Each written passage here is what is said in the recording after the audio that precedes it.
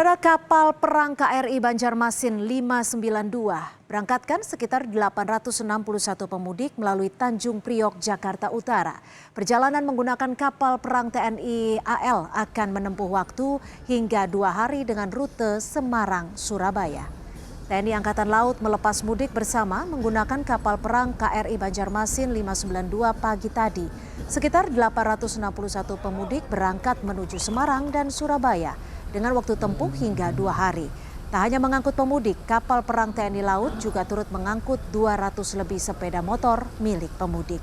Selama perjalanan, tim medis juga disiagakan agar bisa dimanfaatkan para penumpang. Di Bandara Soekarno-Hatta dipadati calon pemudik, jumlah penumpang naik hingga 60% jika dibanding hari biasa. Tercatat tren peningkatan jumlah penumpang pesawat terus terjadi, bahkan hari ini jumlah penumpang mencapai 145.000 orang atau naik 60% jika dibanding hari biasa. Tujuan favorit penumpang kebanyakan ke Bali, Padang, Balikpapan, dan Surabaya.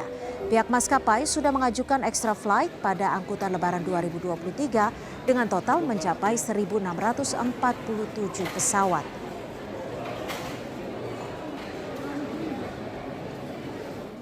Sementara itu, saudara, kendaraan pemudik padati Pelabuhan Merak, Cilegon, Banten. Antrean panjang kendaraan mulai terjadi di dermaga eksekutif Pelabuhan Merak sejak pagi tadi, khususnya di dermaga eksekutif Pelabuhan Merak. Data terakhir mencatat ada lebih dari 82.000 pemudik yang menyeberang dari Pelabuhan Merak menuju Pelabuhan Bakauheni, Lampung sejak Senin kemarin. Jumlah pemudik diprediksi masih akan terus meningkat, saudara, dan hingga mendekati waktu cuti bersama dan jelang Hari Raya Idul Fitri.